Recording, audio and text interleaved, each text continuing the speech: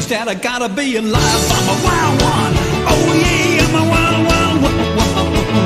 I'm gonna break loose. I'm gonna keep her moving while I'm gonna keep her shaking, baby. I'm a real wild child. I meet all the guys, I'm gonna meet all the chicks. Shiver and shake it till I get my kicks, 'cause I'm a wild one. Whoa, yeah, I'm a wild one. I'm gonna break loose, I'm gonna keep her moving while I'm gonna keep her shaking, baby. I'm a real wild child. Get me a chick that's all on my own. Shake it till the meter comes off of the bone, 'cause I'm a wild one. Oh yeah, I'm a wild one. I'm gonna break loose, I'm gonna keep her moving while I'm gonna keep her shaking, baby. I'm a real wild child. Keep her shaking, baby. I'm a real wild child. Keep her shaking, baby. I'm a real wild child. Keep her shaking, baby. I'm a wild one. Oh yeah, I'm a wild one. I'm gonna break loose, I'm gonna keep her shaking, baby. Gonna keep her shaking, baby. I'm a real wild child. Welcome everybody. It's just such a blast to see so many people here, so many fans, but also so many musicians and associates of Johnny O'Keefe who've come today. And I'm really thrilled that Barry and Jan O'Keefe are here. Lonnie Lee and Suzanne are here. John Greenan's here. Bob Birtles is here. Lou Cash is here. Mike Seng. Alan Dale is here. Stuart Rubin from Warner Music. Jason Inman, a JOK fan and collector extraordinaire. Andrew O'Keefe is here. Thank you so much for coming.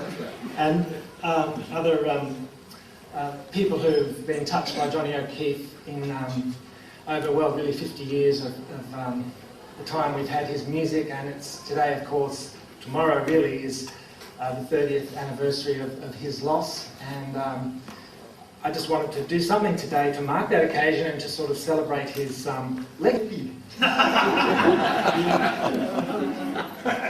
All right. And he gave me a little record with a big hole in it. He said, this kind of stuff you have to play. And my wife Beth, as usual, was making coffee when I had people.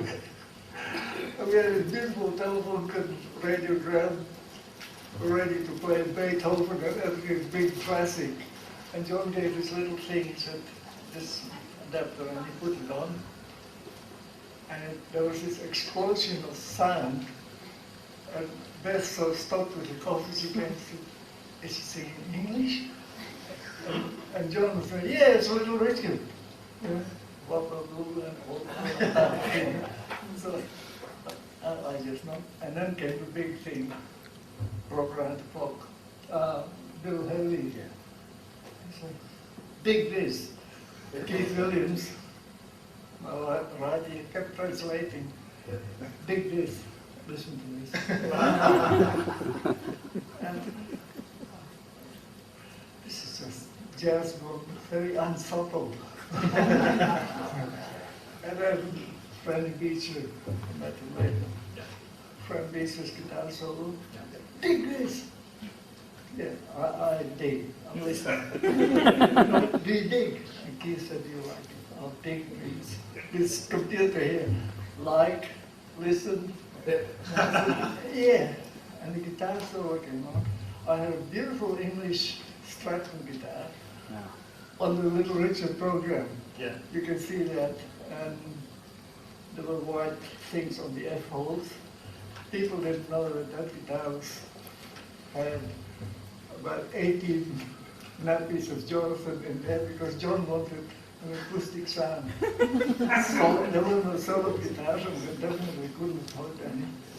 So we kept putting Jonathan's nappies in there and bought new. The guitar weighed about a ton, but that, the only stadium shows I was playing there. So the guitar solo of Franny Beecher came, and I said, "You get paid for playing that?" And I said, "Yeah." "You dig?" And Keith said, "You like it?" I said, "Yeah, I dig." Yeah. And picked up this beautiful English Stratton, and I don't play with the pick. I do the classic bit. So John put the record on. "Here it comes, dig." He said, "Listen." I said, "Okay, I'll have to dig." And Franny's solo came on. And said, you get paid for playing that? I said, yeah. I said, okay, play it again. He played it, and I just forbade him note for note what he was out, because it's easy. You've got triplets, semi-quavers, quavers. Ah, cool. He said, good. Big, cool. But cool is jazz. And, I mean, saxophone players, cool. Miles is cool. And I have to have the same birthday as Miles. But, okay, cool, yeah. I'll play it. All right. He gave me a stack of records. See you in Balmain. And that. Balmain Working Man's Institute the following Saturday. No rehearsal. And you were with the band for the next. I turned up. Yeah. Grey tuxedo, cummerbund, black tie. And there was this band, people there. Okay. Put the guitar down. And this Yankee guy came to wear this. And he gave me a red tuxedo with black lapels and this thing that looked like a string. And I said, what do you play? He said, oh, a theme song with Miles Blues by Five. The Five of Us. I said, it's a Miles Davis song. He said, yeah, just play it loud. And catfish and drummer. And suddenly there it was, bang, this sound explosion behind me. And John said, turn it up! Turn it up! And I looked at the drummer and said, oh, there's nothing subtle about this. Jazz gone bad. So I played. And people started dancing. And I thought, oh, what are you going to do now? And don't come close to me because I'll kick it. But apparently they were listening to blues. And I was just soloing with Charlie Christian and everything else coming out of that guitar. And John said, great. He said, what's the next song? And Dave just said, B flat. All the keys were in B flat. I didn't know what the song was. Probably Catfish was there, very unsubtle. And John started singing, and it was, everything was harmonically talked about blues. It's cool. That was fantastic. Thank you, Lou. Lou Cash, thank You said I could speak for an hour. So I understand the song came into existence after a gig in Newtown. What happened at this gig? Well, firstly, I want to thank you for inviting us today. 30 years since Johnny went, and 50 years since this song was written. Before we started, there's the latest version of it, as you just showed. Whoops. And there is the original, which is a little bit more. Okay. So that was done in 1958. The song has done very well. It's been a lifesaver for me. The big one was Pretty Woman. And when they put that song in Pretty Woman, I rang Dave, he was in Detroit, and I said, in Dallas, I said, you know that 12-bar blues we wrote? He said, yeah. And I said, well, is there a movie called Pretty Woman in Town? He said, yeah, in Dallas. And I said, you better go and see it because the song's in it. It's right under the credits. And so that was the beginning. But the first one to record it was our friend Iggy Pop. And he did it in the late 80s, and he's just done it again. He's done another version 20 years later. And it's pretty wild, I tell you what.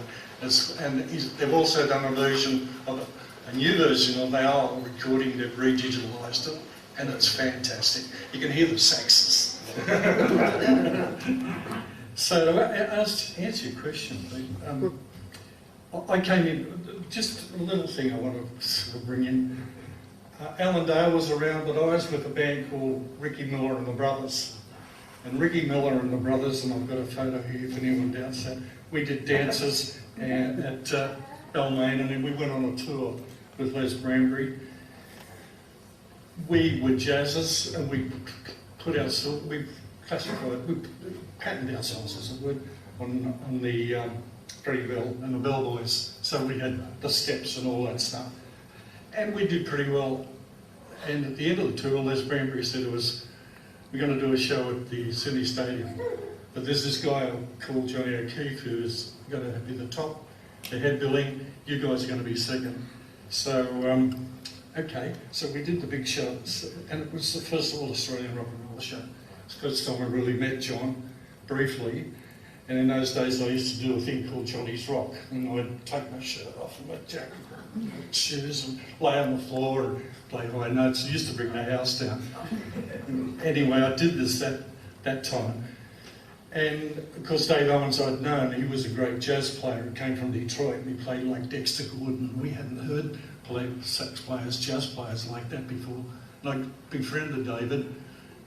And he was, and as Peter had said, he was his band which Johnny joined. So Dave and I were friends, and then our band was about to disintegrate, Ricky Miller and the Brothers. And I remember when Tony Herman, who was my friend, trumpet player, who rang me one day, we were both newly married, and Paul, and he said, "Do you want to make some money?" And I said, "Yeah." He said, "There's a catch, it's playing rock and roll." I said, "What?" So I went along with him, and we did do fairly well. Ended up, Johnny got this deal to go on the road with Little Richard, and I'd heard about it. David mentioned it to me, but I was certainly not ever thought that I might do it. The next thing, Johnny O'Keefe rings me and he said, "Hey man," he said, "we're going on tour with Lee Gordon." He said, I need another sax player because I've sacked John Balcom." And I knew John. And I said, "Oh, okay." And he said, "Yeah, I saw you doing the thing with Ricky Miller and the Brothers." He said, "So that'd be good, and Dave's recommended you." So I then said yes and met him the next Sunday and the rest of the guys. Lou, it was the first time I'd met those guys in Catfish. It was Spelson's restaurant, I think, underneath the O'Keefe, Ray O'Keefe's shop, clothing shop. So Dave was a big influence on me, and I'm just as a preamble, I'm sorry if it's going to be too long, but Dave was one of the most important parts of this whole thing, and he, with his American, as you said, Peter, American background, he knew black music very well, he knew jazz. He worked with his own group in Detroit, and they were a group like the Hi-Lows, or if those who know the Hi-Lows, and they were a jazz singing group, but they played instruments. And Dave had that background. Came to Australia when he met the Australian Jazz Quintet with Errol Buttle and co. They came over to hear him play in Detroit. He got interested in Australia, arrived here, did very well. But then he got sort of ousted by the local constabulary. The people that were in the ABC and that saw him as a threat. And so Dave had difficulty getting a lot of jazz work at that point in time. That's why he formed this group, and John came into it. Dave and I used to, with Lou, we used to listen to a lot of jazz, and this was before Bob came into the band. And I'd go back to his place after we did a gig, and because his mother had died in '57, he went to America to the funeral and brought home a stack of albums, LPs, Miles Davis, John Coltrane, and stuff we'd never heard here in Australia. And so used to get together after the gigs to cleanse our souls from playing rock and roll and listen to Miles Davis. So we did this gig one night at Newtown, where the hub is there, the hub theatre's on one side. And there was a hall, the MUIOOF hall, Manchester, United Insurance, whatever it was. There were two halls, one on the top and one on the bottom. There was a Greek or Italian wedding reception going on downstairs, and we had our rock dance. Too long? No, well, yeah, why not? Okay. We had our rock dance, and here we were playing away, and all of a sudden the place emptied out.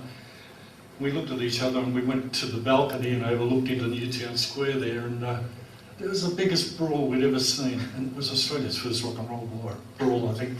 And Dave and I looked at each other, so that was the end of it. We went home and we were listening to Miles, and that's how we just put the words together, these wild kids. David, he had a real sardonic humour, and he was saying, "What are we doing here with these kids? You know, we're creating these monsters, these kids, and this music's going to be the death of them and all that stuff." And that, the words came out of that, real wild child, I'm out of school and all that stuff. And so we didn't think much of it, and then Dave said, look, we'll show it to Johnny, you never know, we might be able to record it or something. So about a week or so later, at festival, we had got the words, Dave's got the words we've written down. Hey John, would you like to try this? And he said, oh, how's it going? I said, well, 12-bar blues, let's do it like that. And it's just on the melody, da da da da da da da da da. So that there was no sitting down writing a great melody. But John, hearing the lyrics, they just fitted him. He said, I love this, let's do it, let's record it now. So Dave and I, we all worked out a riff, and again, it was done on the spot, just like that. And that song is still producing royalties 50 years later. So I wish Dave and John were still here.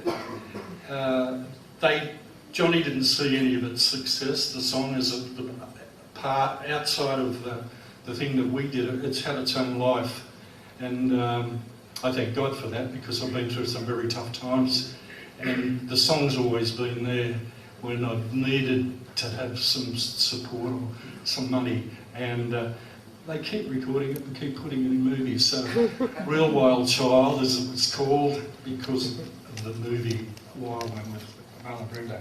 That's the story of the writing of. Please thank Johnny Green. I don't mean old, but just haven't seen you all for such a long time. It's just so wonderful that you all are here and still sprouting the wonderful news about the guy who we can all blame for giving us a career in Australia. This is the guy that you either liked or you didn't like. There was no grey with Jock. A lot of people didn't like him, and a lot of people still don't like him from that era.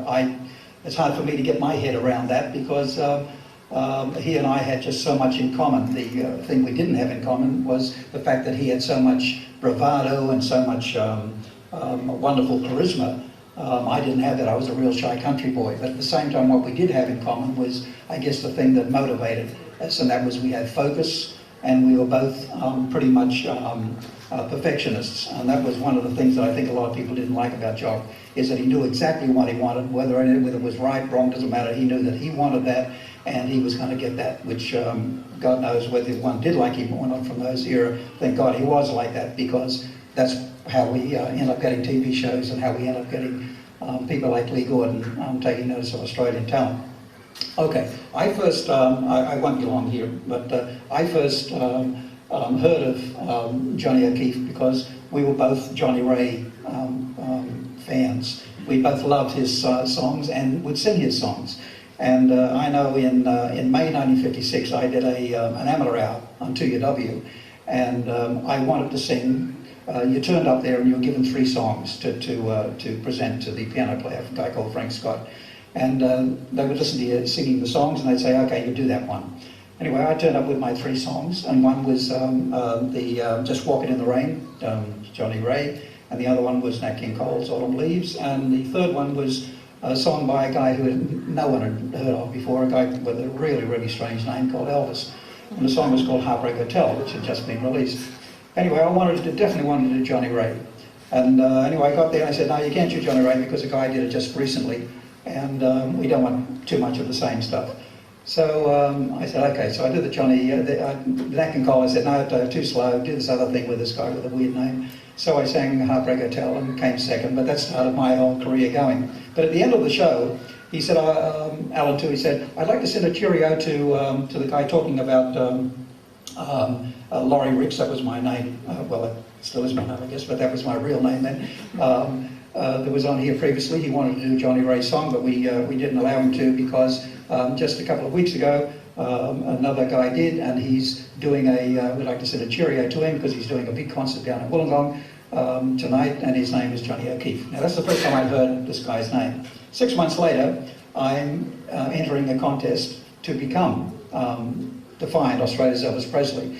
They were trying to promote this movie called Love Me Tender, which was Elvis's first movie, and once again, no one knew who this guy was, so they thought they'd try and get as much PR as they could.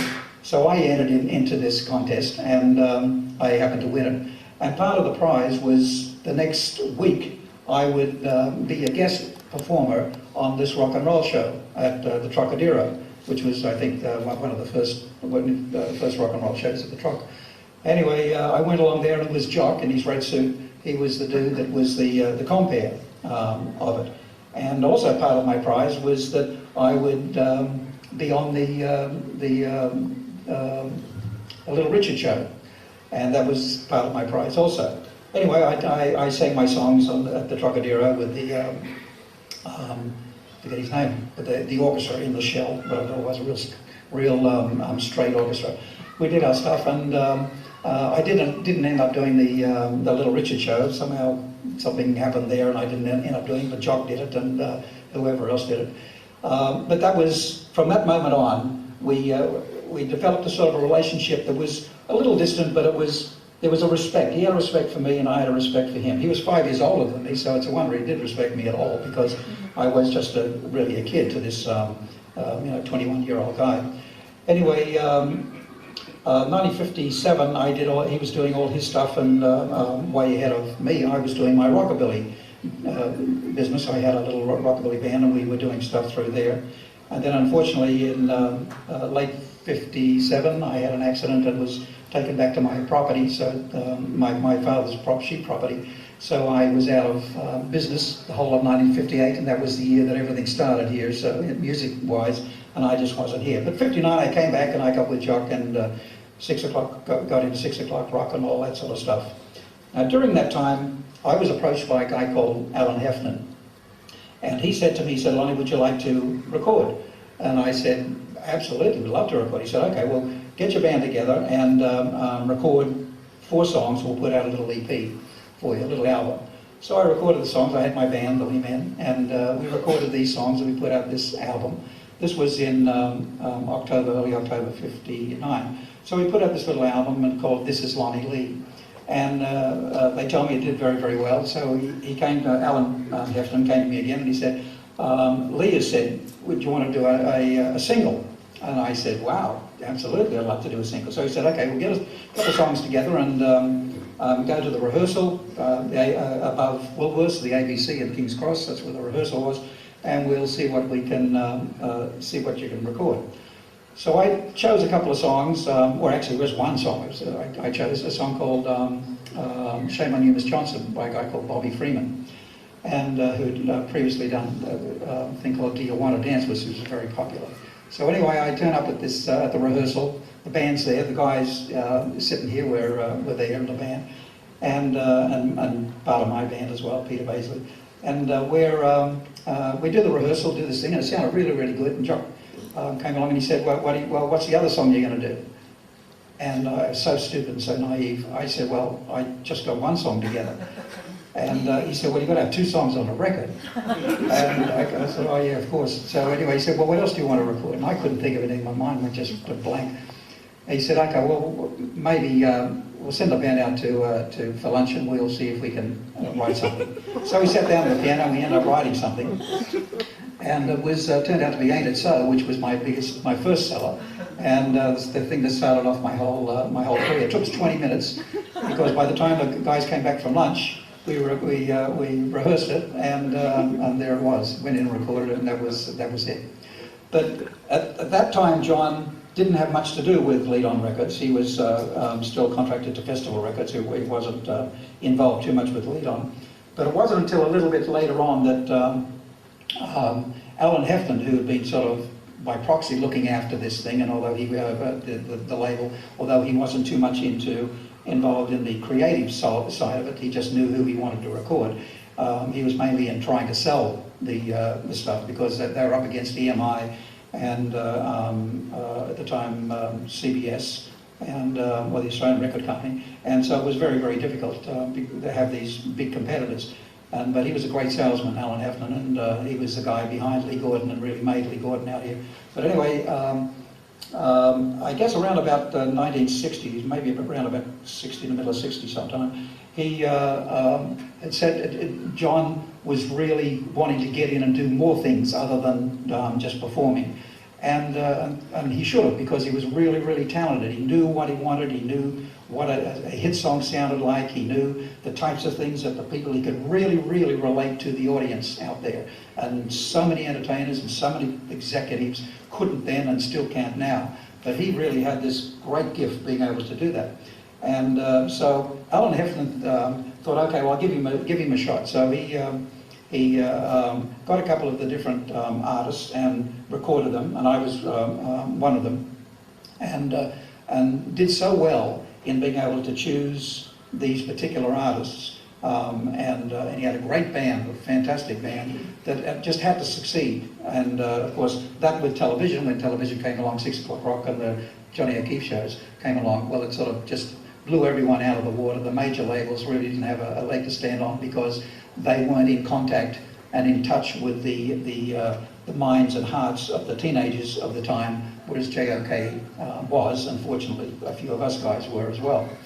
But there was a little bit of a conflict with Festival Records and Lead On Records, because Lead On was owned by Lee Gordon, and just as it was getting off its feet and starting to make money, because it was a liability, financial liability at first, that's when Lee Gordon himself was starting to go down. He was getting a little bit too much into the drugs, and he was surrounded himself with just people that just ripped him off blindly. He was just a little naive in that point of view. He believed everybody anyway, or a lot of people, and they just totally ripped him off. But so Lead On was going down, and Lee Gordon was going, or actually Lead On was going up, Lee Gordon was going down.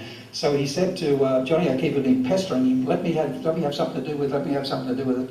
And so he got more and more and more involved into the administration side of things as well.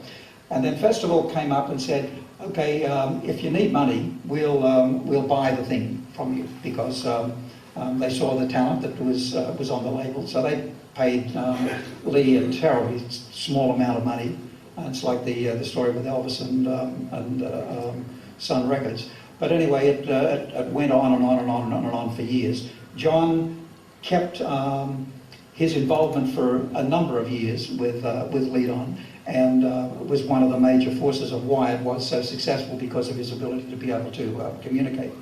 On the side of television, it was the 6 O'Clock Rock thing actually started because the ABC here in '59 were looking, in fact 58, were looking for, they could see that a show in the BBC in England called 605 Special was very, very popular with this sort of the jazz elite, plus as well this new emerging rock and roll scene that was happening in Europe.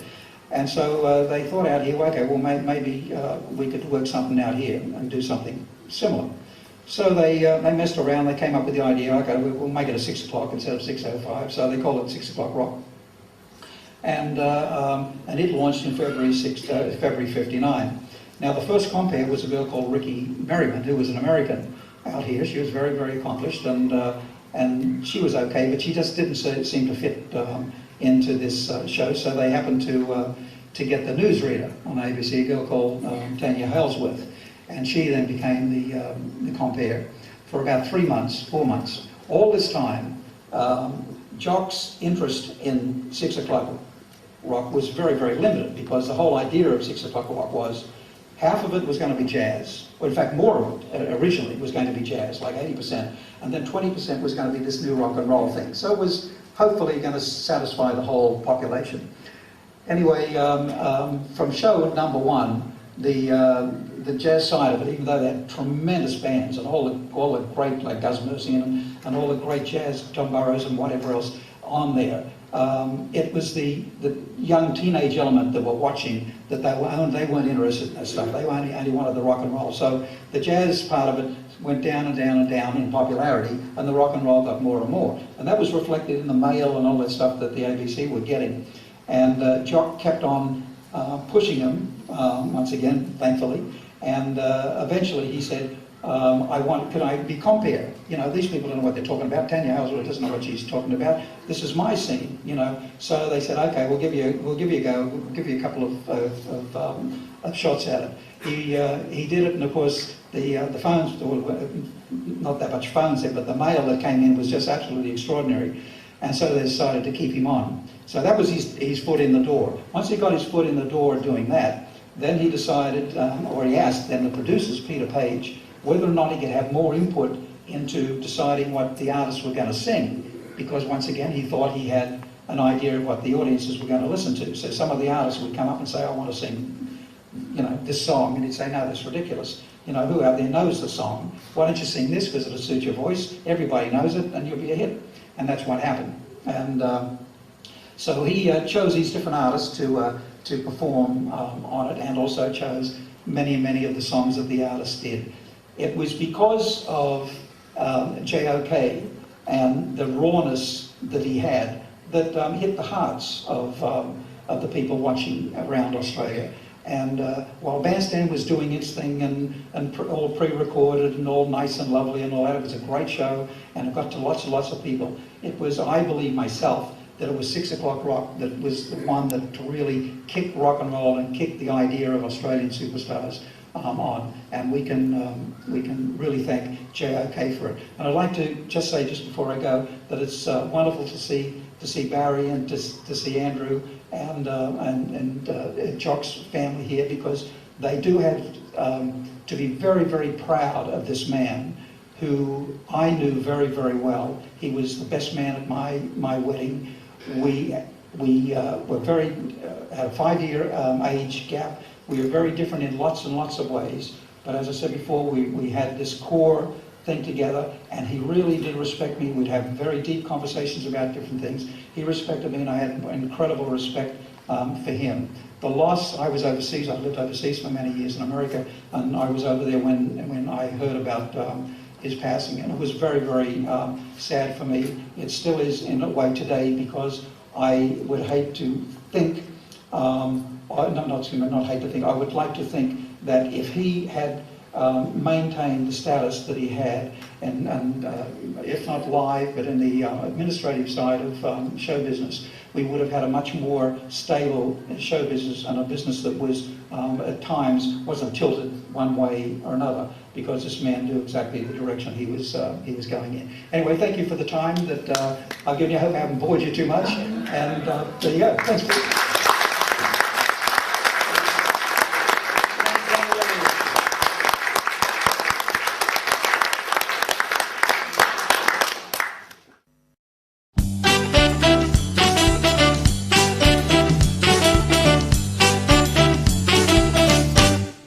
She's so tough.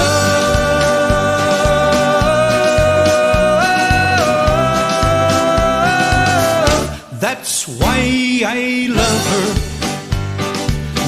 her. Well, I saw a pretty little girl walking down the street, the kind